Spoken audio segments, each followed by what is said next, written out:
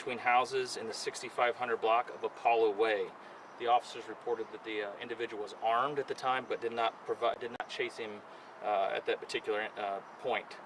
Another officer arriving on scene got out of his marked car in a fully marked police car, and as he was running up to one of the houses behind me, yelled "Stop, stop, stop," and encountered the suspect in between houses, and there was an exchange of gunfire.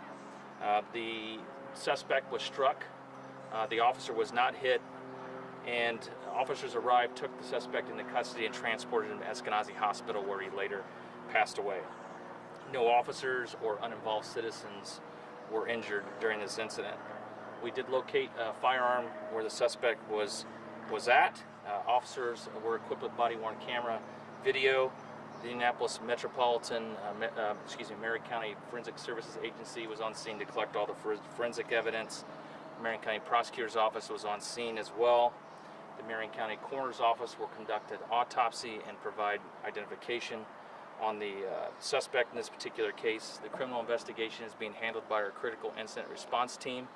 There's a parallel investigation by the IMPD internal affairs staff.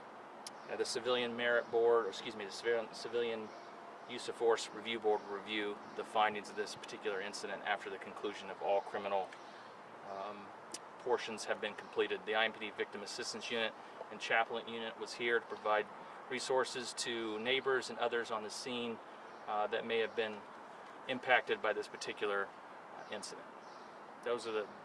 That is what I know at this particular time. My heart goes out to the family of this deceased. I'm sorry that we have a community member that's passed away here today. I'm also extremely thankful that our officer was not injured, or any civilians were injured as a result of the reckless actions that I've observed in the body-worn camera video. It appears that the suspect fired at our officer first, and there was an exchange there, and unfortunately that suspect is deceased. Any idea what led to the initial shooting? That's still under investigation. The detectives are, we're working two different scenes right now. Aggravated assault detectives are conducting the investigation at the house over there to try to find out what exactly happened in that particular incident. And as those facts unfold, we'll try to share that information with the community. Any idea on the relationship between? My understanding initially and preliminarily is that they were roommates. You guys always talk about how you're, no matter how many officer-involved shootings we see, officers are responding to the way a suspect is acting, and that's what happened in this case, right? Yeah, it's unfortunate. You're exactly right. I mean, here is a person that suspected of committing a violent act against another community member, someone that they knew, and was running around this residential neighborhood while armed, and nobody knows what their intentions were. At that particular point, our officers were doing their job with trying to take that person into custody. We would prefer that people just do the right thing, put the gun down and surrender, and so we don't have to have these kind of things happen. But based on what I saw in the body-worn camera video, it does appear preliminarily that the suspect fired first, followed by quickly return gunfire by our officer, and so we're lucky that he and community members. I mean, he's firing at other houses in this neighborhood too, and so we're thankful that no one else was injured as a result of the actions here today. But unfortunate, no matter what the circumstances are.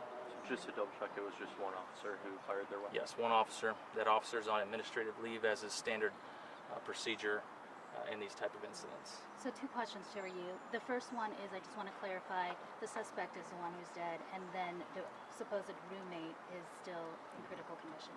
No, he's not in critical. He's in stable condition at the hospital. Yeah, but the shooter is deceased. Right, and then we also noticed there were tactical vehicles as well, and a lot of police that were going in and out of the backyard.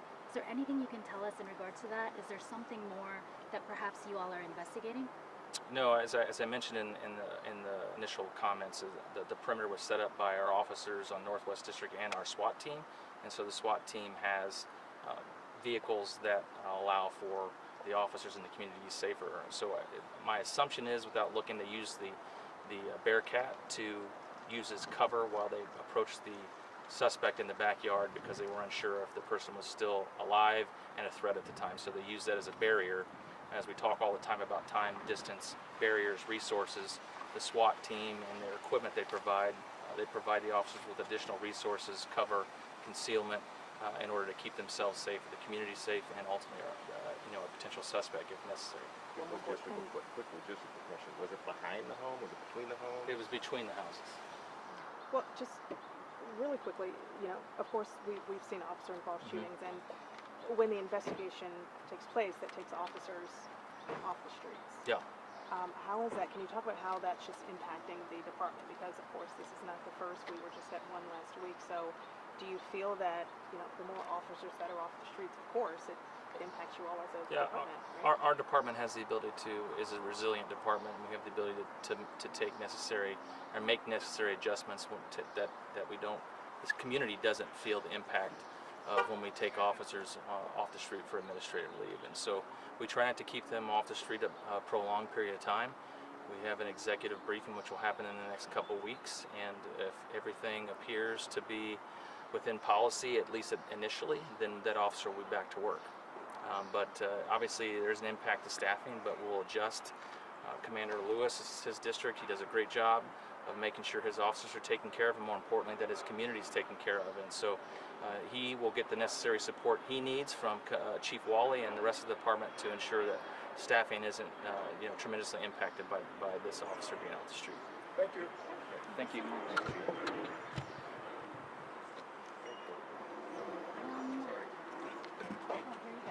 Amanda, good to see you. Hey, good to see you. Always good to see you, man. Yeah. Yeah, I'm doing okay. Can I help you find out? Can't